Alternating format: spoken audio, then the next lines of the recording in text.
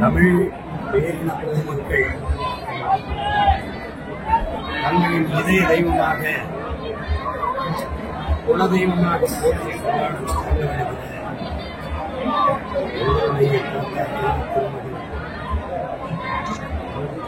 உக்ராமணிய தேவர புனித புகழ் போற்றுவது அரசியலை வியாபாரமாக்கக் கூடாது. பதவி என்பது மக்களுக்கு சேவை செய்யத்தான் என்கிற எண்ணம் கொண்டவர்களின் அதிகாரம் இல்லை என்றால் மக்களின் நலன் என்பது கனவாகி போய்விடும் என்று அறிவுறுத்திய அறிவு பேராசான் உன்கிற கை உயர்ந்தது உழைக்கிற கை தாழ்ந்தது என்ற எண்ணம் எவருக்கும் இருக்கக்கூடாது. இறைவனுக்கு முன்பு இருகணம் நினைத்து குடித்துத்தான் வணங்குகிறோம். அதனால் மனித பிறப்பில் உயர்வு தாழ்வு பாராட்டக்கூடாது. ஒரு மனிதனை அவனுடைய குணத்தை வைத்துத்தான் மதிப்பிட வேண்டுமே ஒழிய பிறந்த சாதியை வைத்து மதிப்பிடக்கூடாது என்று போதித்த சமத்துவத்தில் நாயகன் உண்மையை பேசு, அதை உறக்க பேசு, உறுதியாக பேசு, இறுதி வரை பேசு, நீயே உண்மையான வீரன் என்று முழக்கமிட்ட சத்தியத்தின் மகன் எளிமை, உண்மை, நேர்மை, தூய்மை எல்லாவற்றையும் தன் வாழ்க்கையில் கடைபிடித்த மகான். வையத்துள் வாழ்வாங்கு வாழ்பவன் வானுரையும் தெய்வத்தில் வைக்கப்படும் என்று எங்களுடைய மறை வள்ளுவ பெருமகனார் குறித்த அந்த மறைமுறையில் கூறியது போல ஒரு மனிதன் வாழுகிற போது சிறப்பாக மற்றவர்களுக்கு பயன்படுகிற ஒரு வாழ்க்கையை வாழ்ந்தார் அவன் தெய்வமாகலாம் என்பதற்கு சான்று எங்களுடைய வாழ்க்கையை அப்படி வாழ்ந்து காட்டிய ஒரு மனிதன். ஒருவனுக்கு பிறப்பு சாதாரணமாக இருக்கலாம், ஆனால் அவன் இறப்பு அவன் மறைவு சரித்திரமாக இருக்க வேண்டும் என்ற புரட்சி மொழி பொன்மொழி பகர்த்த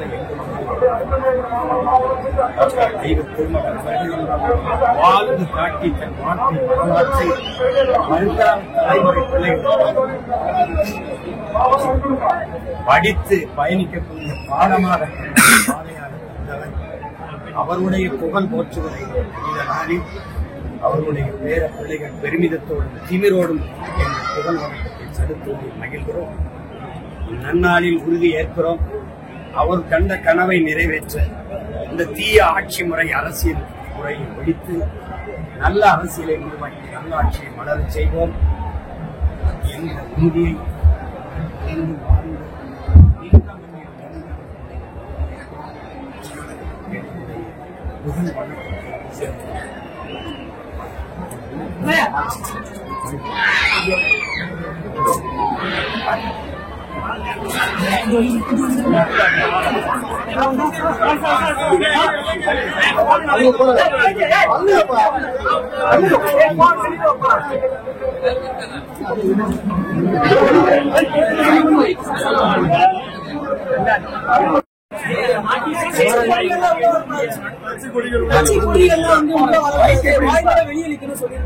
அது வந்து எல்லாருமே கடைபிடிச்சிருக்காங்க.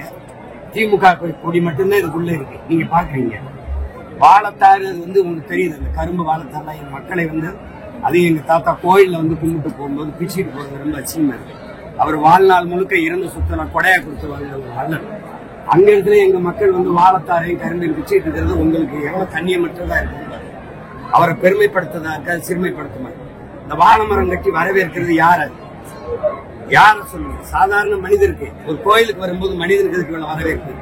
கொடி நீங்க வளைவுக்கு அங்க கட்டிக்கிறீங்க, கோயிலுக்குள்ள நீங்க கட்டக்கூடாதுங்கிறத என்னுடைய கோட்பாடு. எல்லாருமே அங்கே நிறுத்திட்டாங்க. திமுக கொடிதான் இருக்கு. இந்த வாட்டி இந்த வாழை தாரோடு கட்டாம வெறும் வாழை மரத்தை கட்டிருக்காங்க.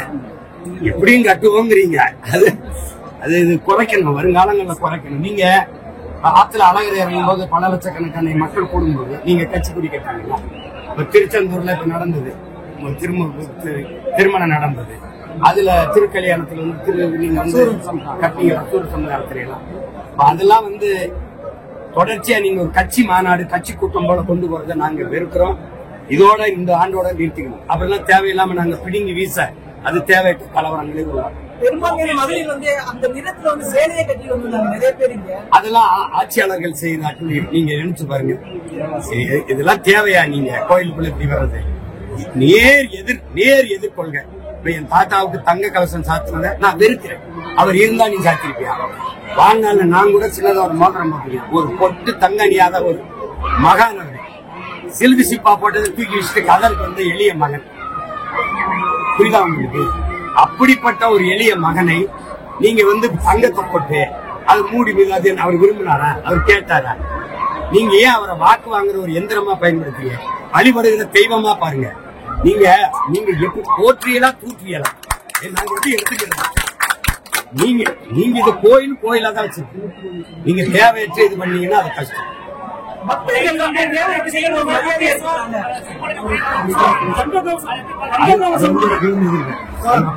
எங்க அப்பா என்னை கூட தான் கொடுத்தாரு. எனக்கு நேரம் முன்னாடி வந்துச்சு, அவங்களுக்கு முன்னாடி வந்துச்சு. அது ஒரு கஷ்டம். ஒரே கட்சி தானேங்க, ஒரே கட்சி ஒரு நாள் இருந்தவங்க, ஒரே அமைச்சர் இருந்தவங்க. அவங்க இன்னைக்கு நல்லா வரதுல எதிர்பார்க்கீங்க. அது என்ன இருக்குது? நீங்க வாழ்க்கையில யாரையும் ஒன்னா இருக்க மாட்டீங்களா? என்னடா வந்து எங்க கோயில கும்பிடுறதுக்காக ஒன்னா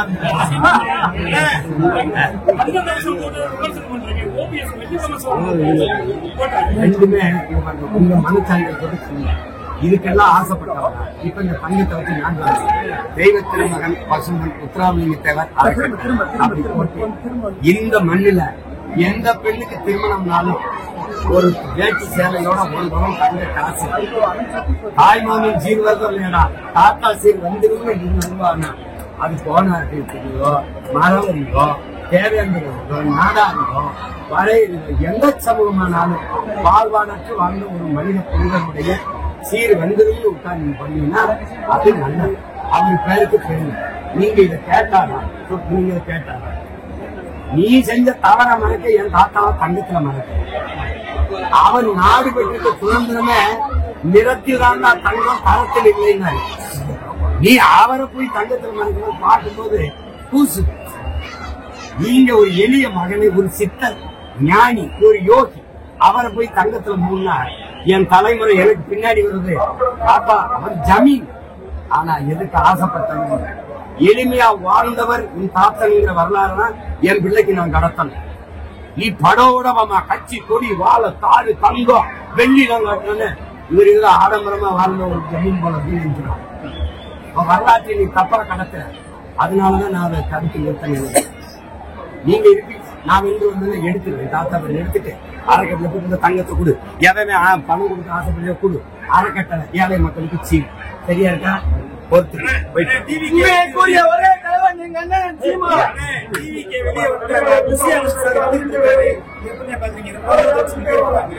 நிர்மல்குமார் வெளியே வந்துட்டாங்க. தெய்வத்தை வழிபாட்ட உரிமை எல்லாருக்கும் வந்து வழிபடுறோம். வாழ்த்துவோம்.